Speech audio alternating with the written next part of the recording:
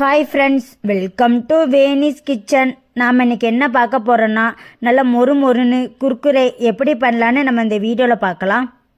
இது தெரிஞ்சால் நீங்கள் இனி கடையில் வாங்கவே மாட்டீங்க. அதை எப்படி பண்ணலான்னு நம்ம இந்த வீடியோவில் பார்க்கலாம். அதுக்கு 1 கப் அளவுக்கு நான் வெள்ளை அவல் எடுத்துக்கிறேன். அதை மிக்சியில் போட்டு அரைச்சி எடுத்துக்கலாம். மிக்சியில் அரைச்சி அந்த அவல் தூளை வேற ஒரு பாத்திரத்தில் சேர்த்துக்கிறேன். அவல் எடுத்த கப்புக்கு 1/4 கப் அளவுக்கு நான் கடலை மாவு சேர்த்து நல்லா மிக்ஸ் பண்ணிக்கிறேன்.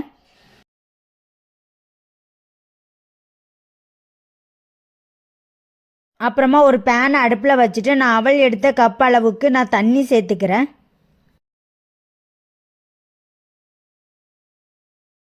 அப்புறமா அந்த தண்ணி கூட ஒரு 1/2 ஸ்பூன் அளவுக்கு சால்ட்டு உப்பு சேர்த்துக்கிறேன். அப்புறமா 1 ஸ்பூன் அளவுக்கு நான் எண்ணெய் சேர்த்துக்கிறேன். தண்ணி இந்த மாதிரி லைட்டாக சூடு வந்ததுக்கு அப்புறமா நம்ம ரெடி பண்ணி வச்சுருக்கிற அந்த மாவை உள்ளே சேர்த்து நல்லா மிக்ஸ் பண்ணிக்கலாம்.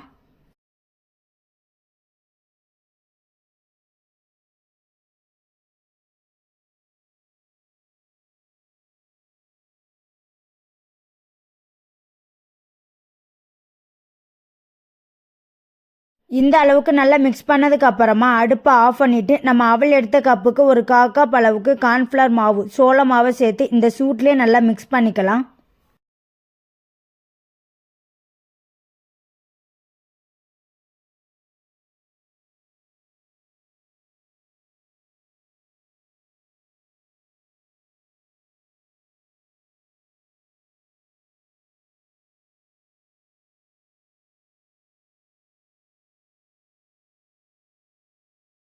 இந்த அளவுக்கு நல்லா மிக்ஸ் பண்ணதுக்கு அப்புறமா அதை வேற ஒரு பாத்திரத்தில் எடுத்துட்டு அதில் ஒரு சின்ன சின்ன உருண்டையை எடுத்து நல்லா உருட்டி எடுத்துக்கலாம்.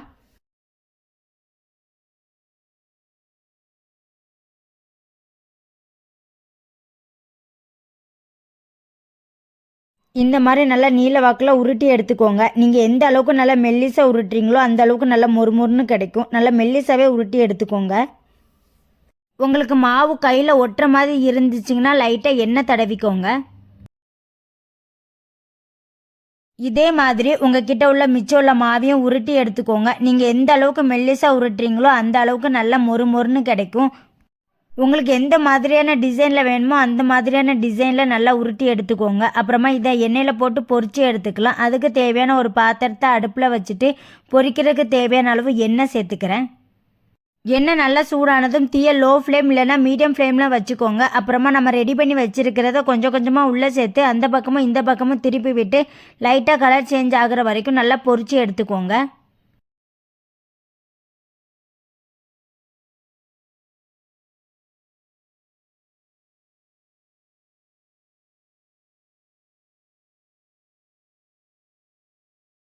இந்த மாதிரி நல்லா பொரிஞ்சு வந்ததுக்கப்புறமா அதை வேற ஒரு பாத்திரத்தில் எடுத்து வச்சுக்கலாம். இதே மாதிரி உங்ககிட்ட உள்ள மிச்சம் உள்ளதை நல்லா பொரிச்சு எடுத்துக்கோங்க.